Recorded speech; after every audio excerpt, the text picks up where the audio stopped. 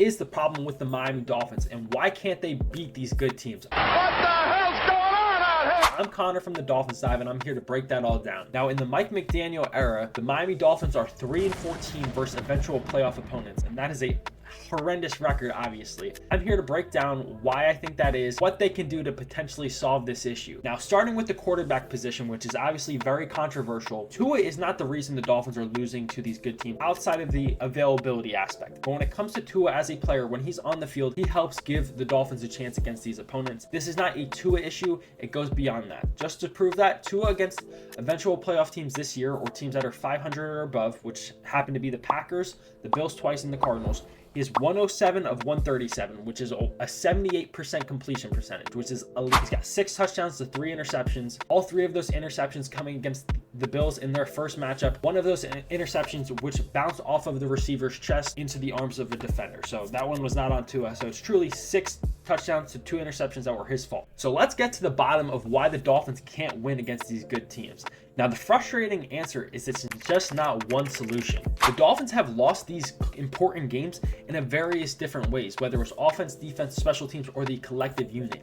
It's just one phase of football, if not more, tend to crumble against these competitive teams. Now, you think back to last year against the Baltimore Ravens, the Dolphins offense was going toe-to-toe with the Ravens. Tyreek drops a touchdown and it spirals out of control. It always seems against these competitive teams that we let up a kick return or a punt return, or we muff a punt, or the defense can't get a stop to save their lives. It's always an issue and we can't figure out why. Is it a coaching or a culture thing? I just don't know. And the thing is, it's like we can blame Mike McDaniel, but this thing happened with Brian Flores as well. When we faced these games that we needed to win, we crumbled from an offense, defense, or special teams perspective, even with Brian Flores. Is it because this stadium was built on a Native American burial ground? It just might be, because I can very well remember times under the Brian Flores era, who was a tough-minded, culture-building, defensive-minded coach, where we would get blown out and the defense couldn't get a stop against the Bills' backup to make the playoffs, or against the Titans in the cold. Like, it happened under Brian Flores too, who was supposed to be a tough-minded defensive guy. The defense couldn't get a stop, the special teams let us down.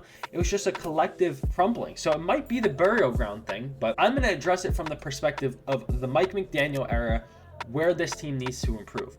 Now, I'm going to start with the offense, which is obviously Mike McDaniel's specialty. Now, obviously, I'm personally a big fan of Mike McDaniel's offense, but he needs to improve as a play caller, which unfortunately, that's the lumps you have to take with a first-time play caller. This is his first time calling plays with the Miami Dolphins, but in my opinion, he needs to simplify this offense. Now, I think he got close to it when we saw the Dolphins versus the Bills. That's how this Dolphins offense should look. A lot of running the football with success and passing off of it, but obviously, as of late, the Dolphins have not had success running the football. Now, is that because of injuries to Austin Jackson and Alec Ingold missed some time? But I think he needs to, whether it's personnel related or play calling, he needs to stick with the run more consistently. And if that means going out in the offseason and acquiring more weapons on the offensive line to help run the football, then so be it. And I'm going to get into that at the end of the video as to what I think the Dolphins can do with their assets to potentially help fix this offense. But I think if he calls games similar to how he called the Buffalo game, where it was running the football, taking advantage of lighter boxes, and then getting the ball to your playmakers, I think that was a perfect game plan, and I think you need to see that more consistently. And it's something he's shown he'll go away from. All of last year, that's kind of what the fans were clamoring for, and it took until the 3rd game without Tua for him to finally commit to the running the football. And he started running the football with great success until that Bills game, and then after the Bills game, obviously we went down Alec Ingold. So I kind of understand why that might have been, but then we've had Alec Ingold these past 2 games, and it's still kind of been those same results. So I'd like to see him kind of simplify these offenses, still the running game, and play action pass off of it more consistently than just relying on the arm of Tua Tagovailoa so much and forcing us into being a one-dimensional team that can't run the football. We can't convert a 3rd or 4th and short consistently. Like, that is an issue. So I think that is kind of where the Dolphins need to improve. Outside of that, though, I truly believe in Mike McDaniel's offense. It's been very good outside of, obviously, the running game, which I mentioned, and then being without Tua, which is kind of unfortunate, but that's just how it is. If you're without your starting quarterback, most teams don't have success. But I think people need to remember before they're calling for Mike McDaniel to be fired, how this offense looked prior to him showing up. Tua was about to get run out of town, had no confidence. He comes in, turns Tua into an elite quarterback. I don't care what anybody says. Tua has been playing at an elite level, and this offense looks way more competent than it has in the past. But he needs to simplify things and make it more consistently good at everything. Now, when it comes to the defensive side of the game, I like Anthony Weaver. I think he's a good coordinator, but I think the Dolphins need more consistency on that defensive side. We have games where the defense is the reason we win, and then games where the defense is the reason we lose. If we could get more consistency from the defense, I think that would be great. I think Anthony Weaver's done a good job despite some of the injuries we've suffered. The edge and cornerback position. We were supposed to have Jalen Phillips, Chop Robinson, Shaq Barrett, and then Bradley Chubb coming back. Shaq Barrett retires. Jalen Phillips gets hurt, I think, in week 3 or 4, and then it just goes downhill from there. Chop Robinson's improved. I like what this scheme offers, but once again, some injuries to the cornerback position limit what you can do. Some of the lack of base pass rushing has hurt. Zach Sealer being out some games. So I think overall, Anthony Weaver's done a good job. I like what his scheme provides. It's a multiple defense. They can run some man. They can run some zone. They run some blitzes, simulated blitzes. Like, overall, I like what Anthony Weaver's brought on the defensive side of the ball. I would just like to see more consistency. And as I mentioned too, it's just kind of a collective issue where, like, when the Dolphins offense lets the defense down, the defense kind of doesn't respond all the time. Like, well, the Dolphins offense will go 3 and out, and then the defense will let up a touchdown, or vice versa. The defense will let up a touchdown, the offense goes 3 and out. So it's just, they're not able to put everything together, and it's not just one thing. But in terms of the special teams in these big games always seems to let us down, and that's why I personally think it is time to let Danny Crossman go. He's been here since the Brian Flores era, and like I mentioned, in all of these big games, it just seems like there's a special teams issue, whether it's a kick return or a punt return or a muff punt. The special teams always seems to be the reason that we're losing these games. I think it's just time to switch it up at the special teams coordinator position,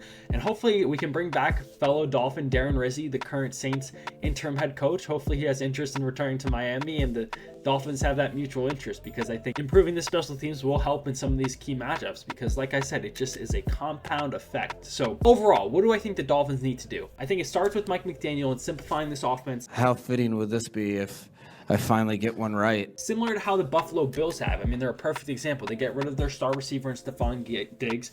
They emphasize running the football, and they spread the ball around. And I think the Dolphins can take that same approach. And I think that might include moving off of Tyreek Hill. Ask you a question. Check his drink. He's tripping. Clearing up those assets, trading your superstar receiver, and focusing on winning football, which starts with running the football. So whether that means he needs to put more emphasis on it as a play caller and the play calls that he runs, or that means improving the offensive line. Because I think back to his days with San Francisco, like, their offensive line is similarly built to how we are now. And I think he just has to go back to that well. I think he tries to overcomplicate some of his play calls by trying to make it look too cute. I think he needs to be reeled back in and kind of run those basic play calls. But I don't think the offensive line is as far off as some people might think, but it might need improving. So go out and use some of those resources by potentially trading Tyreek Hill, freeing up some cap space in the future. It's not necessarily immediate, and getting some draft capital. Address the offensive line. Replace Tyreek Hill with a bigger body receiver that's better in the run blocking game, and he's not going to be as explosive, but he's a bigger target over the middle of the field. So I think that's the route the Dolphins should go